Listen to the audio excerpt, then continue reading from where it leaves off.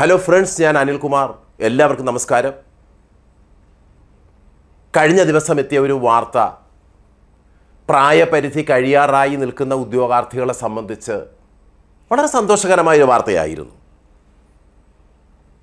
പക്ഷെ അത് വൈകി വന്ന ഒരു നീതിയാണ് എന്ന് പറയാതിരിക്കാൻ കഴിയില്ല. 3-4 വർഷങ്ങൾക്ക് മുമ്പ് തന്നെ എൻട്രി ആപ്പ് പ്രായപരിധി ഉയർത്തേണ്ടതിൻ്റെ ആവശ്യകത ചൂണ്ടിക്കാണിച്ചുകൊണ്ട് ഒരു വീഡിയോ ചെയ്തിരുന്നു. അന്ന് കോൺട്രിബ്യൂട്ടറി പെൻഷൻ ഉൾപ്പെട്ട വ്യക്തികളെ സംബന്ധിച്ചിടത്തോളം, സർവീസിലുള്ള ആൾക്കാരെ സംബന്ധിച്ചിടത്തോളം അവരുടെ പെൻഷൻ പ്രായം 60 ഉയർത്തിയ സാഹചര്യത്തിൽ തീർച്ചയായും 4 വർഷത്തെ വയസ്സിളവിന് കൂടി ഉദ്യോഗാർത്ഥികൾക്ക് അർഹതയുണ്ടെന്ന് ഞങ്ങൾ ഊന്നി പറയുകയുണ്ടായി. പിന്നീട് കഴിഞ്ഞ 6-7 മാസങ്ങൾക്ക് മുമ്പ് ഒരു വീഡിയോ കൂടി എല്ലാ കാര്യങ്ങളും പരാമർശിച്ചുകൊണ്ട് എൻട്രി ആപ്പ് പ്രസിദ്ധീകരിക്കുകയുണ്ടായി.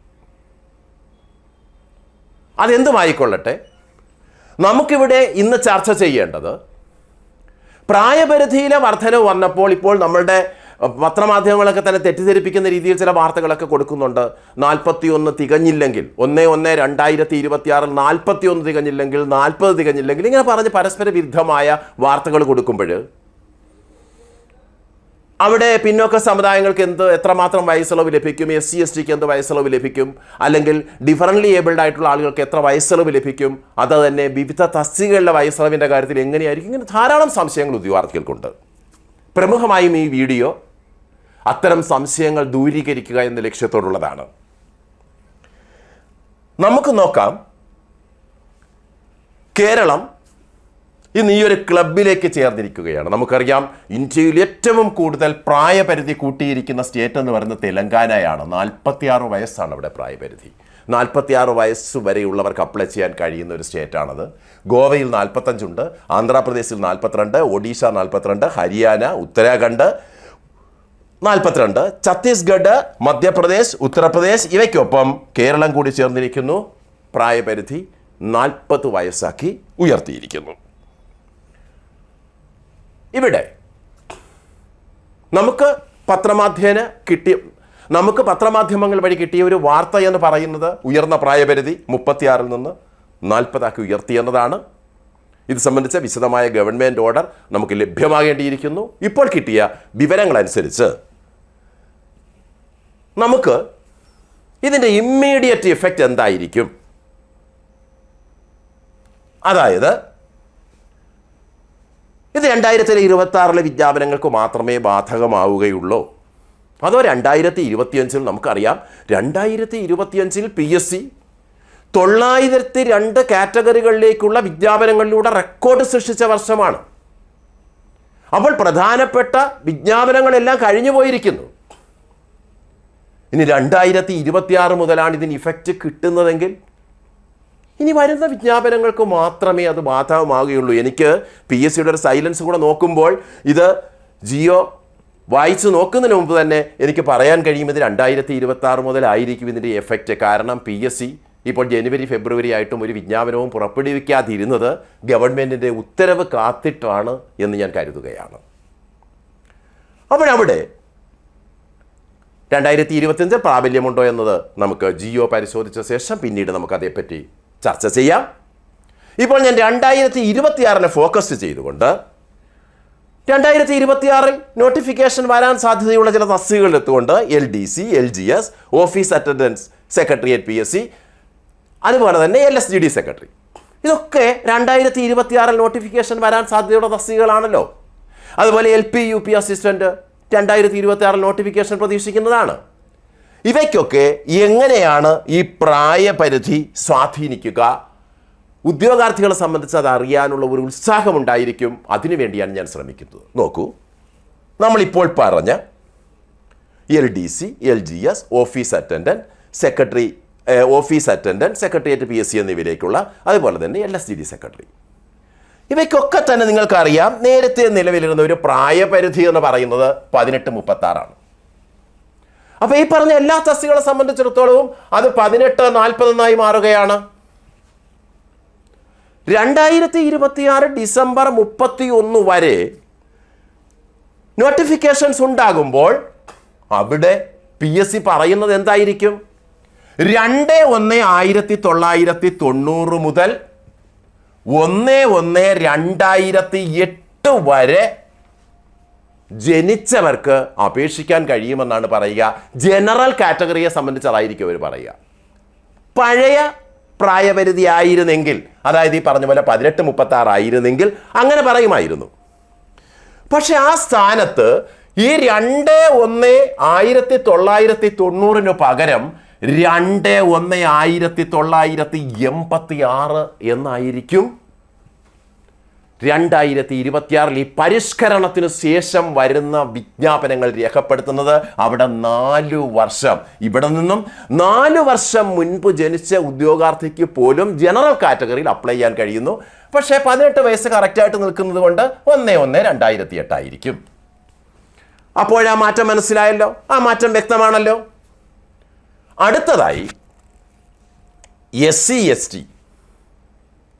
അതുപോലെ തന്നെ SC/STയിൽ നിന്ന് പ്രായപൂർത്തിയായ ശേഷം കൺവെർട്ട് ചെയ്ത് മറ്റു മതങ്ങളിലേക്ക് പോയവർ, അവരുടെ സന്തതി പരമ്പരകൾ, ഇവർക്കൊക്കെ 5 വർഷത്തെ വയസ്സിളവാണുള്ളത്.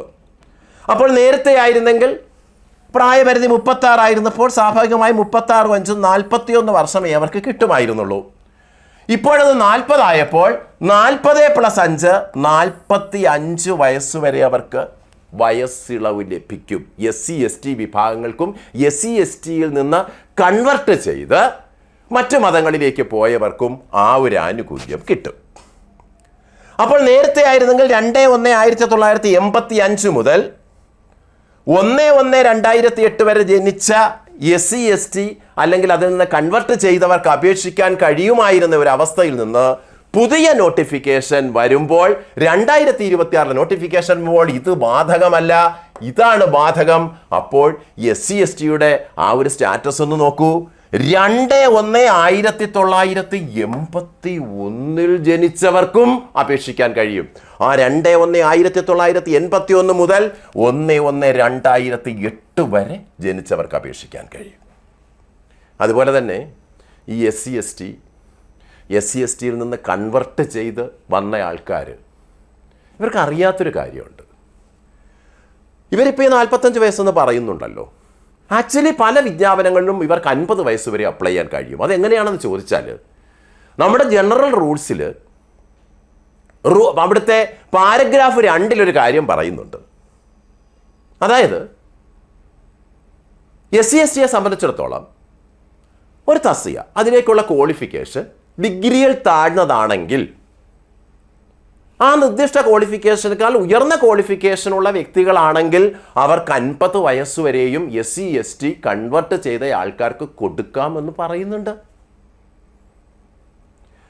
ഇനി ആ തസ്തികയുടെ യോഗ്യത ഒരു ഡിഗ്രി ആണെങ്കിൽ അവിടെയും 51 വയസ്സ് 50 വയസ്സ് വരെ വയസ്സിളവിന് SC/ST കൺവെർട്ടഡ് വിഭാഗങ്ങൾക്ക് അർഹതയുണ്ടെന്ന് പറയുന്നുണ്ട്.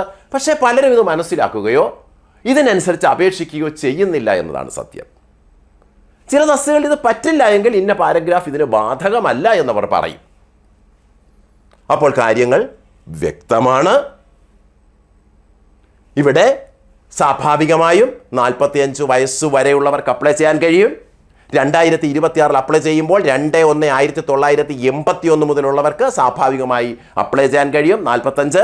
പക്ഷേ 5 വർഷം മുൻപ് ജനിച്ചവർക്കും ഞാൻ ഈ പറയുന്ന ജനറൽ റൂൾസിലെ പാര 2, 3 എന്നിവ ബാധകമാകുന്നില്ല എന്ന് പറഞ്ഞില്ലെങ്കിൽ അത് ബാധകമാകുമെന്നാണ് അതിൻ്റെ അർത്ഥം. അത് ബാധകമാകുന്നതാണെങ്കിൽ അവർക്ക് 50 വയസ്സ് വരെയും ഡീസൻ്റ് ആയിട്ട് വളരെ വ്യക്തമായിട്ട് അയക്കാൻ കഴിയും. പിന്നെ ബാക്ക്വേർഡ് കമ്മ്യൂണിറ്റീസിലേക്ക് വരുമ്പോൾ 3 വർഷമാണല്ലോ.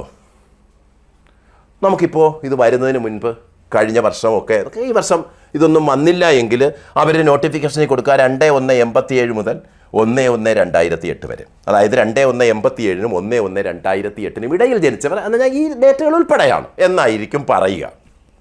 പക്ഷേ ഇവിടെ അത് മാറി 87 പകരം 2/1/83 മുതൽ ജനിച്ചിട്ടുള്ളവർക്ക് ഇവിടെ അപ്ലൈ ചെയ്യാൻ കഴിയും.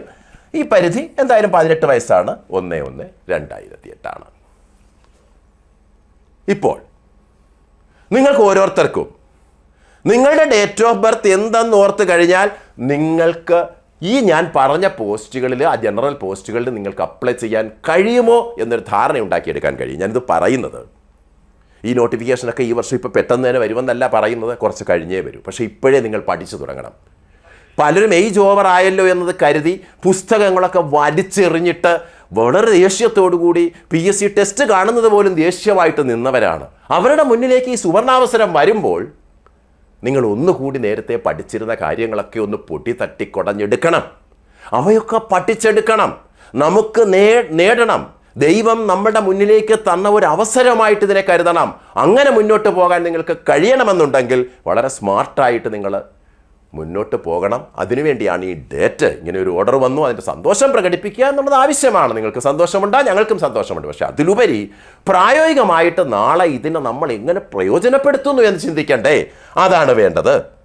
അപ്പോൾ ചില ഉദ്യോഗാർത്ഥികൾ ചോദിക്കും, സാറ് നേരത്തെ 1836 ആയിരുന്നു, അത് 1840 മാറുന്നതായിട്ട് പറഞ്ഞു. അങ്ങനെയാണെങ്കിൽ ടീച്ചിങ് പോസ്റ്റിന് നേരത്തെ 1840 തന്നെ ആയിരുന്നല്ലോ, അതപ്പോഴെങ്ങനെ മാറും? ആനുപാതികമായിട്ട് അതിന് മാറ്റം ഉണ്ടാകേണ്ടതല്ലേ? ഉണ്ടാകേണ്ടതാണ്. അവിടെ നോക്കൂ, 1840 ഓൾഡ് ഏജ് ലിമിറ്റ്. അതനുസരിച്ചാണ് നോട്ടിഫിക്കേഷൻ വന്നിരുന്നെങ്കിൽ 2186 മുതലുള്ളവർക്ക് മാത്രമേ അപ്ലൈ ചെയ്യാൻ കഴിയുമായിരുന്നുള്ളൂ. പക്ഷേ പുതിയ നോട്ടിഫിക്കേഷൻ വരുമ്പോൾ 4 വർഷം മുൻപ് ജനിച്ചവർക്ക് കൂടി അപേക്ഷിക്കാൻ കഴിയുന്നു. 21/1982 മുതൽ 1/1/2008 വരെ.